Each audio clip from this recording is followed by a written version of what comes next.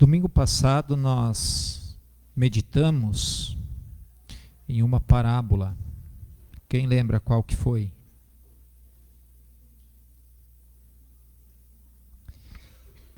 O servo que não queria perdoar, né? E nós vimos que nós temos que perdoar 70 vezes 7, né? Ou seja, sempre, né? Essa é a lição. E hoje eu quero meditar em três parábolas. Três parábolas que Jesus conta, que elas têm o mesmo tema central. Uma fala um pouco diferente, a outra intensifica um pouco e a terceira faz o fechamento. E pode ser estudada elas separadas, cada uma, mas o bom é que seja estudadas três juntas. Faz mais sentido. E o título da mensagem é Os Perdidos. Nós vamos estudar Lucas capítulo 15, onde Jesus conta a parábola da ovelha perdida, da moeda perdida e dos filhos perdidos, né? O filho pródigo. Então é Os Perdidos.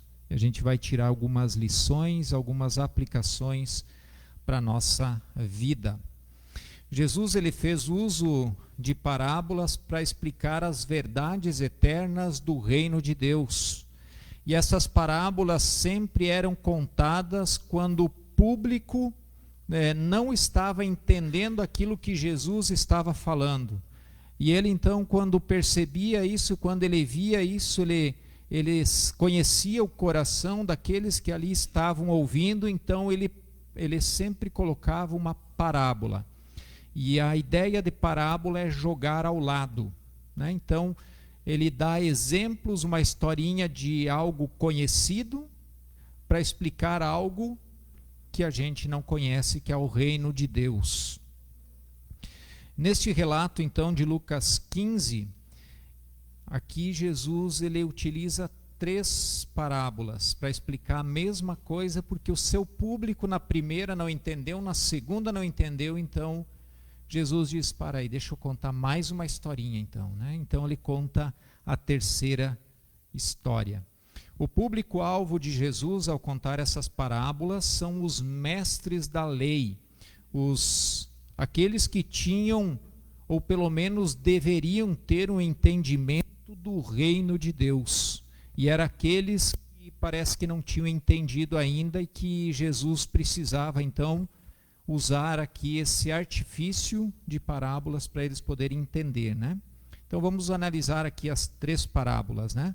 E tudo começa com os três primeiros versículos, Lucas 15, 1, 2 e 3, que diz assim: aproximavam-se de Jesus todos os publicanos e pecadores para ouvir. Os fariseus e os escribas murmuravam, dizendo: este recebe pecadores e come com eles. Então Jesus lhes contou esta parábola. E aí segue a parábola, né? Vamos parar aqui um pouquinho, vamos entender aqui esse pano de fundo, né? O pano de fundo é que Jesus, ele está sentado à mesa só com gente boa, com pecador e publicano, né? Só gente fina, né? E pecador e publicano para o judeu era considerado assim a escória, a ralé da sociedade. Eles não sentavam à mesa com esse povo, pelo contrário, eles ficavam de longe. Eles não se misturavam. E daqui a pouco eles olham um judeu, Jesus, com influência, sentado comendo com eles. Não somente junto, né, mas sentado comendo, tendo comunhão com pecadores e publicanos. E isso, aos olhos dos judeus, era um grave delito. Jesus estava quebrando as regras do judaísmo. Para eles, Jesus foi visto com maus olhos. E esta foi então a razão pela qual eles começaram a murmurar nos seus corações. Começaram a olhar e dizer assim: olha só, o Jesus está comendo com pecadores e publicanos. Olha só que tipo, né? E Jesus então diz assim: para aí, venham aqui perto que eu quero contar uma historinha para vocês. E aí então Jesus começa então com a parábola da ovelha perdida. No versículo 4 em diante diz assim: qual de vocês é o homem que, possuindo 100 ovelhas e perdendo uma delas, não deixa no deserto as 99 e vai em busca da que se perdeu até encontrá-la? E quando a encontra, põe-na sobre o ombro, cheio de alegria, e indo para casa, reúne os amigos e vizinhos, dizendo-lhes: alegrem-se comigo, porque já achei a minha ovelha perdida. Digo a vocês que assim haverá mais alegria no céu por um pecador que se arrepende, do que por 99 justos que não necessitam de arrependimento. Só com essa historinha já era o suficiente para eles entenderem, né? Jesus aqui ele começa fazendo uma pergunta para eles, né? Qual o homem, tendo 100 ovelhas, uma se perde, não deixa aquelas 99? E a ideia de deixar no deserto não é deixar de qualquer jeito, mas deixar no lugar cuidada, vigiada, e sai então à procura daquela que se perdeu. Quem? Quando Jesus faz essa pergunta, é porque já era uma prática dos pastores. Quando uma ovelha se perdia, eles deixavam o aprisco ali, cuidado, guardado, e saíam procurar aquela que tinha se perdido. E quando encontra, diz o texto que primeiro ele coloca nos ombros e volta para casa feliz, alegre, porque encontrou aquela que havia se perdido. E Jesus então compara este ato de buscar a ovelha perdida e trazer com alegria ao reino dos céus, quando ele diz assim: haverá mais alegria no céu por um pecador que se arrepende do que por 99 justos que não precisam de arrependimento. Jesus compara então e diz que lá no céu há festa, há júbilo, há alegria quando um pecador se arrepende. Quais são as aplicações para a nossa vida? Primeiro, a ovelha é um animal que vive em grupo. Se uma estiver só, ela não consegue se proteger, ou seja, é presa fácil. Provavelmente ela acaba morrendo somente ela sozinha. Assim também aquele que não está junto com a congregação é alvo fácil de Satanás. Já ouviram aquela ilustração da brasa no braseiro, né? Quando você pega um monte de brasa, você separa uma, deixa longe, logo ela se apaga. Mas quando ela está junto com o braseiro, ela permanece por mais tempo, né? E assim também é todo aquele que entendeu, que creu, aceitou Jesus, mas está distante de uma congregação, está longe dos irmãos. É presa fácil para o inimigo. E deixa eu abrir um parêntese, tá? Não existe crente sem igreja. Não existe eu dizer que sou filho de Deus, que sou crente, e não vou na igreja, eu estou em casa, eu faço a minha oração, eu leio a Bíblia, eu assisto um culto na internet. Isso não é reino de Deus. Se você, nesta vida, não quer estar junto com os irmãos, o que você vai fazer lá no céu? Ou você acha que vai ter uma cobertura exclusiva só para você, que você não vai precisar ver ninguém? Teve uma colega minha na faculdade que fez o TCC dela, e foi muito interessante. Ela fez o TCC só sobre uns aos outros na Bíblia.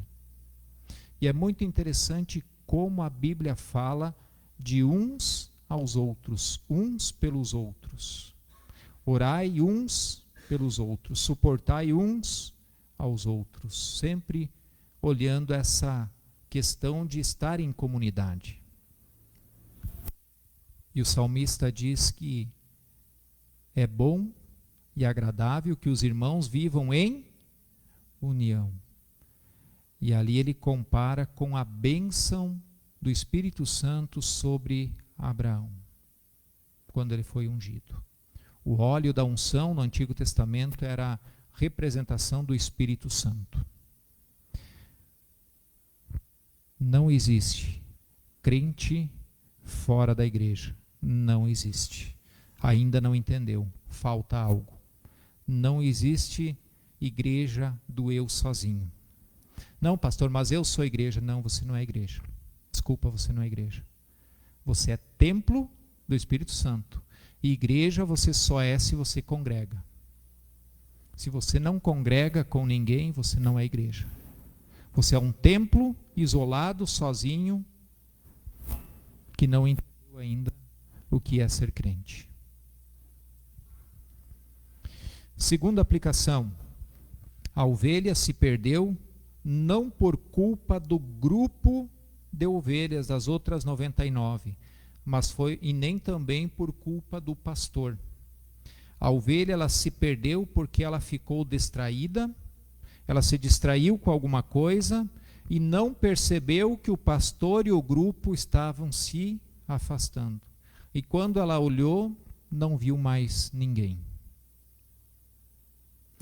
Não há, o escritor, teólogo Robertson, ele escreve que não há nada mais impotente que uma ovelha perdida, exceto um pecador perdido. A ovelha se perdeu por sua própria ignorância e insensatez. E quantos que acabam se perdendo por não estar andando junto com o grupo. Acabam se distraindo com as coisas do mundo e quando se vê, estão sozinhos. Quantos? Na parábola do semeador, uma das partes da semente é justamente isso, né? Ela até começa a brotar, mas quando começa a olhar para as dificuldades da vida, se distrai com as coisas do mundo, acaba então ali morrendo, né? Cuidado, para não ser a ovelha que se perde. Terceira aplicação que nós vemos nessa parábola. Deus é um Deus que busca. Diferente das outras religiões no mundo, dentro do cristianismo nós temos um Deus que não está distante, sentado num trono, mas ele vem ao encontro do perdido. Ele é um Deus que busca.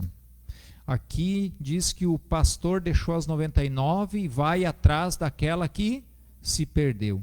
E assim também é com o ser humano. Deus está interessado na salvação do pecador. E como o pastor vai à procura das ovelhas, Deus vai ao encontro do pecador. Deus leva o seu Espírito Santo que convence do pecado, da justiça e do juízo. Se o Espírito Santo não vem ao meu encontro, eu jamais vou conseguir aceitá-lo como o único e suficiente Senhor e Salvador. É o Espírito Santo que faz a obra. Ele vem ao nosso encontro. Quarta lição. Há alegria no céu quando um pecador se arrepende. O clímax desta parábola é a alegria no céu. Talvez na cabeça daqueles religiosos, quando encontrou a ovelha perdida, talvez terminaria ali a história, né? Ele saiu, encontrou e voltou. Mas aí Jesus diz, assim também haverá festa no céu quando um pecador se arrepende. Mais do que as 99 que são justas. Deus está fazendo acepção de pessoas? Claro que não. A igreja se alegra quando está em comunhão, quando os irmãos estão aqui. Mas como é uma alegria diferente, como é festivo, o dia que dentro da igreja tem batismo, né? Quando as pessoas entenderam e disseram assim: eu aceitei Jesus, dão o seu testemunho de fé e se batizam. É diferente até para nós. A gente fica alegre, fica feliz por aquele que se arrependeu, por aquele pecador. E assim também é no reino dos céus. E agora então, Jesus, ele aprofunda ainda mais essa ideia do pecador que se arrepende. E agora então ele conta outra parábola. Parece que aqueles fariseus e aqueles escribas não entenderam a mensagem. Então Jesus diz assim: eu vou contar outra historinha para vocês. Vocês não entenderam ainda, deixa eu contar outra. Vamos trazer um pouquinho mais próximo, né? E aí no versículo 8 diz assim: ou qual é a mulher que, tendo 10 dracmas, se perder uma delas, não acende a lamparina, varre a casa e a procura com muito empenho até encontrá-la? E quando a encontra, reúne as amigas e vizinhas, dizendo: alegrem-se comigo, porque achei a dracma que eu tinha perdido. Eu afirmo a vocês que a mesma alegria existe diante dos anjos de Deus por um pecador que se arrepende. Jesus contou outra história com outra figura, falando a mesma coisa. O teólogo Jeniker, ele afirma que a dracma era uma moeda que equivalia ao valor de uma ovelha. Uma moeda daquelas, uma dracma, comprava uma ovelha na época. Então Jesus mudou a figura, antes era uma ovelha, agora é uma moeda que vale a mesma coisa. Ou seja, ele está falando a mesma coisa com uma historinha um pouquinho diferente, onde que eles também sabiam disto e eles entendiam isto, né? Notem que Jesus usa somente essa figura, mas ele aprofunda ainda mais. É o mesmo cenário. A mulher faz de tudo para alcançar e encontrar aquela moeda que se perdeu dentro de casa, faz uma faxina, né? Até encontrar.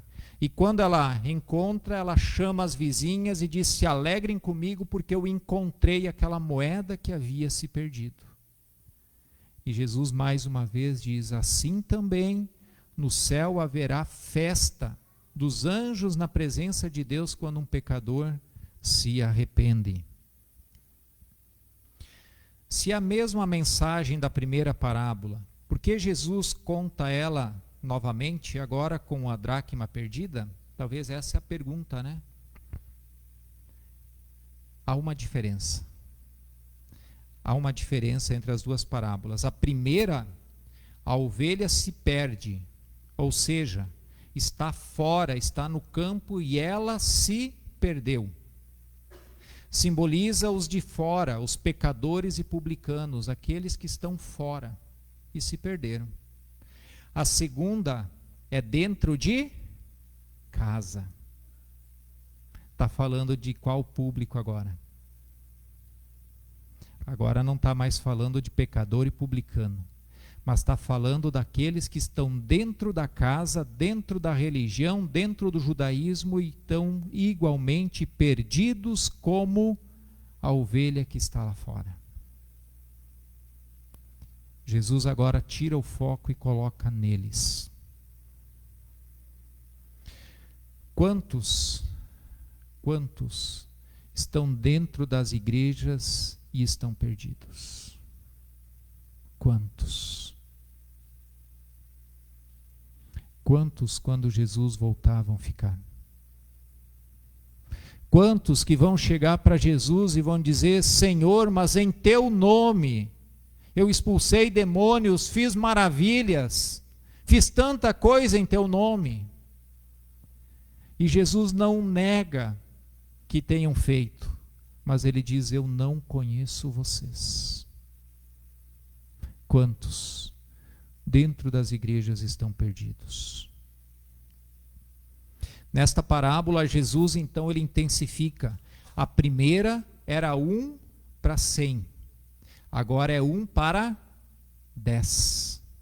Antes era perdido no mundo. Agora está perdido dentro de casa. Jesus afunila mais o gargalo. E parece que eles ainda não tinham entendido. Aí então Jesus diz assim: eu vou contar mais uma historinha agora, envolvendo a primeira e a segunda história. Vamos ver se vocês conseguem entender.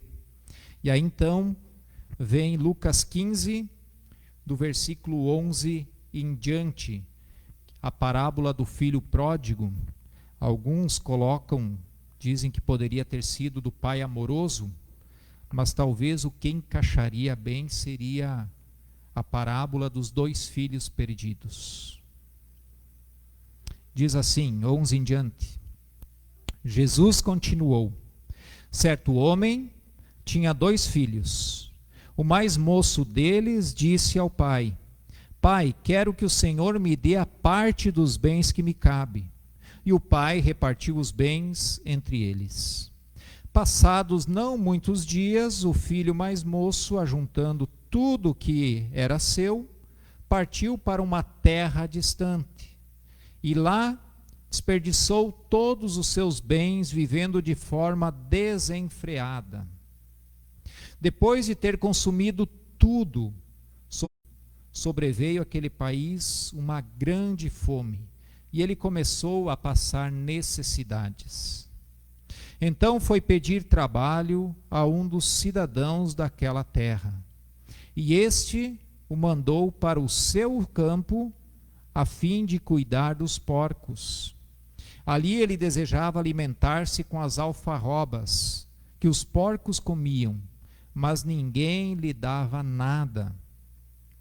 Então, caindo em si, disse: quantos trabalhadores de meu pai têm pão com fartura, e eu aqui estou morrendo de fome? Vou me arrumar, voltar para o meu pai e lhe dizer: Pai, pequei contra Deus e diante do Senhor. Já não sou digno de ser chamado de seu filho. Trate-me como um dos seus trabalhadores, dos seus empregados. E arrumando-se, foi para o seu pai. Vinha ele ainda longe quando o seu pai o avistou. E compadecido dele, correndo, o abraçou e o beijou. E o filho disse: Pai, pequei contra Deus e diante do Senhor. Já não sou digno de ser chamado de seu filho. O pai, porém, disse aos servos: tragam depressa a melhor roupa e vistam nele. Ponham um anel no dedo dele e sandálias nos pés. Tragam e matem o bezerro gordo. Vamos comer e festejar, porque este meu filho estava morto e reviveu, estava perdido e foi achado. E começaram a festejar. Ora, o filho mais velho estava no campo. Quando voltava, ao aproximar-se da casa, ouviu a música e as danças. Chamou um dos empregados e perguntou o que era aquilo. E ele informou: o seu irmão voltou, e por tê-lo recuperado com saúde, o seu pai mandou matar o bezerro cevado. O filho mais velho se indignou e não queria entrar. Saindo, porém, o pai procurava convencê-lo a entrar. Mas ele respondeu ao seu pai: faz tantos anos que sirvo o Senhor e nunca transgredi um mandamento seu. Mas o Senhor nunca me deu um cabrito sequer para fazer uma festa com meus amigos. Mas quando veio esse teu filho, que sumiu com os bens do Senhor, gastando tudo com prostitutas, o Senhor mandou matar o bezerro gordo para ele. Então o pai respondeu: meu filho, você está sempre comigo, tudo que eu tenho é seu. Mas era preciso festejar e alegrar-se, porque este seu irmão estava morto e reviveu, estava perdido e foi achado. Nesta parábola, Jesus conta a história de um pai com 2 filhos. E quando o filho mais novo ele pede a herança, não era um costume da época. Herança só se ganhava quando o pai morria. Para um judeu, ouvir como aqueles fariseus e aqueles doutores da lei, ouvir que o filho pediu a herança e o pai deu, isso soou como talvez um desaforo, porque na cultura judaica era a mesma coisa que o filho chegar para o pai e dizer assim: olha, eu quero a minha parte, para mim o senhor está morto, para mim o senhor está morto. E o pai, contrariando tudo, acaba dando, e esse filho então vai e experimenta tudo o que o dinheiro pode comprar, até que ele acaba. E quando acaba o dinheiro, vem a dura realidade para ele, Quando o dinheiro acaba, os amigos acabam, as festas acabam, tudo acaba. E além de tudo, Jesus diz que veio uma grande fome naquela região, naquele país onde ele estava, naquela terra. Então ele estava sem dinheiro e agora todos os moradores lá estavam numa condição difícil e ninguém podia ajudá-lo. E este rapaz, então, ele arruma um trabalho. E o trabalho era cuidar de porcos. Jesus não tinha como levar mais ao fundo do poço a situação. Para o judeu, o porco era uma carne impura, era um animal impuro. E agora, esse homem que era judeu tem que cuidar de porcos. E além de cuidar de porcos, ele queria se alimentar com as alfarrobas que os porcos comiam, com a comida do porco. Para um judeu, isso era o fundo do fundo do fundo do poço. Não tinha como ficar pior a situação. Existia um ditado rabínico que dizia: maldito o homem que cria porcos. E agora esse rapaz está ali querendo se alimentar com a comida dos porcos. Só abrir um parêntese. Não é lavagem. É alfarrobas. Alfarrobas é uma planta que dá uma vagem, e essa vagem, ela não tem muito nutriente, mas ela é usada para alimentação de animais, principalmente em tempo de escassez, de seca. É o que dá. E ele queria se alimentar dessa vagem. E Jesus então vai e fala: olha, chegou um ponto que esse rapaz caiu em si. E ele percebeu o erro que ele fez. E esse rapaz, então, ele cria um plano de ação. Ele diz assim: os empregados do meu pai têm muito mais do que eu. Então eu vou voltar para casa e vou dizer para o meu pai: eu pequei contra Deus e contra o Senhor. Não precisa me tratar como filho. Como um empregado já está muito melhor do que hoje como eu estou. E assim ele faz. Então ele vai à casa do pai. Quando o filho mais novo está chegando em casa, o pai, à vista de longe, sai correndo ao seu encontro, se lança no braço, no pescoço dele, dando um abraço, e diz o texto que abraça e beija o filho. O pai não está interessado se ele ganhou dinheiro, ele perdeu o dinheiro. O pai não está interessado o que ele fez ou deixou de fazer. O pai não está interessado se ele perdeu o dinheiro ou roubaram ele. O pai não pergunta. O pai somente o abraça e beija. O pai somente recebe. Porque Deus, ele não está interessado no tamanho do teu pecado. Ele está interessado em você. Ele quer que você se achegue a ele. independente do que você tenha feito. E infelizmente muitas pessoas acabam dizendo que nem elas conseguem se perdoar. E elas dizem assim: não, Deus não vai me aceitar porque o que eu fiz é muito grave. Não, Deus não está nem aí para aquilo que você fez. Ele quer você, Ele quer o teu coração. E essa cena é sensacional, porque dá a impressão que o pai ficava olhando no horizonte, esperando a vinda do filho. E quando o filho está vindo, ele vai ao encontro desse filho. Para esse pai, então, foi uma grande alegria, né? E aqui nós podemos tirar uma lição. O arrependimento e o perdão estão presentes aqui nesta cena. Aquele menino, aquele jovem se arrepende, pede perdão para Deus e pede perdão para o pai. E o pai, sem hesitação, perdoa o filho. E o pai aqui, ele dá 4 ordens aos empregados. Primeira diz assim: busquem uma roupa. Busquem a melhor roupa que vocês conseguirem encontrar e vistam ele. A segunda: coloquem o anel no dedo. A terceira: coloquem a sandália nos pés. E a quarta: busquem o novilho cevado. Carneiam ele, porque hoje é dia de festa, de alegria. A melhor roupa significa o status de filho.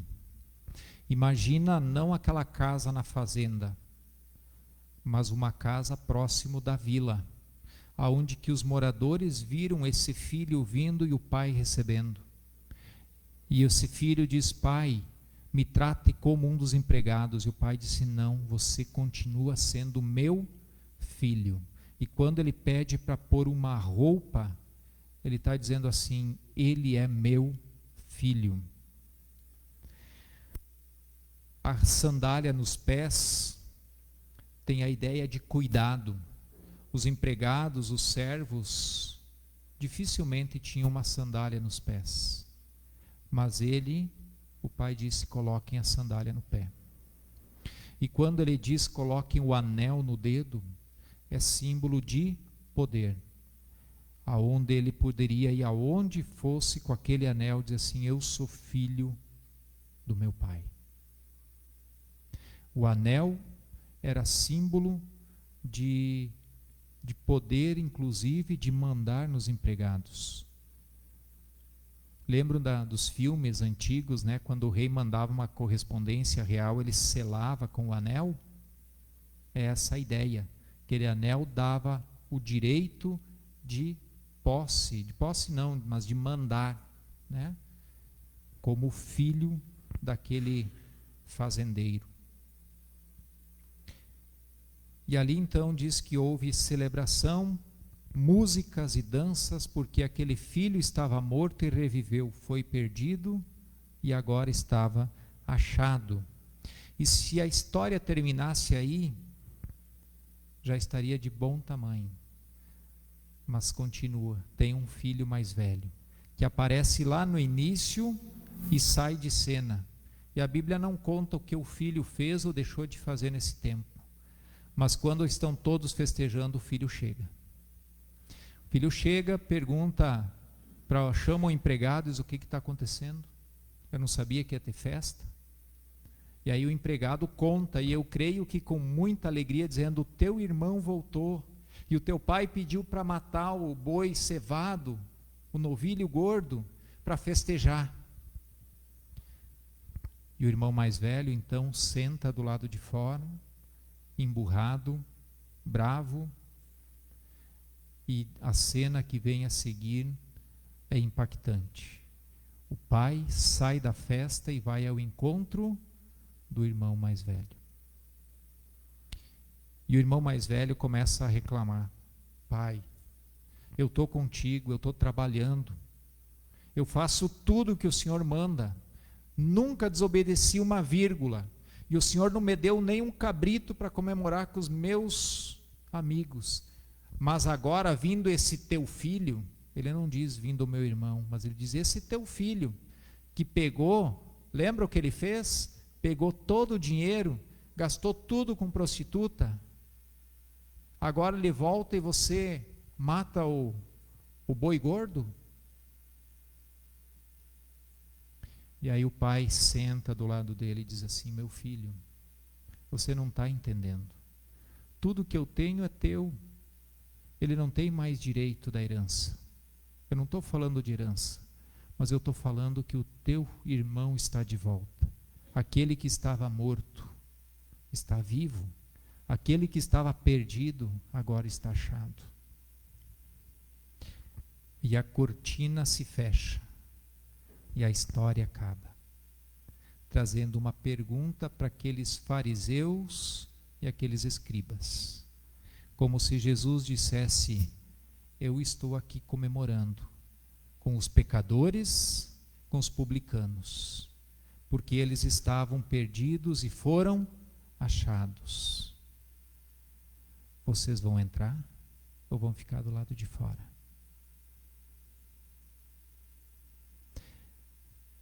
Jesus não fala se esse filho mais velho entrou na festa ou não. E a Bíblia não fala se esses fariseus e os escribas entraram ou não. Mas Jesus contou essa historinha justamente para eles pensarem. Para eles pensarem. Como se Jesus dissesse para eles: e aí? O que vocês vão fazer? Jesus coloca eles contra a parede nesse sentido. Esse desfecho leva os ouvintes a responderem essa pergunta. E como as outras parábolas, esta Jesus intensifica mais ainda. Primeiro era 1 para 100, depois 1 para 10, agora é 2 em 2. Antes era uma ovelha que estava perdida no mundo. Depois era a moeda que estava perdida em casa. E agora é os dois perdidos, aquele que está fora e aquele que está dentro. Os dois estão perdidos. Os dois estavam fora. E um vem e está comemorando. E o outro, que era para estar alegre comemorando junto, agora está do lado de fora, resmungando.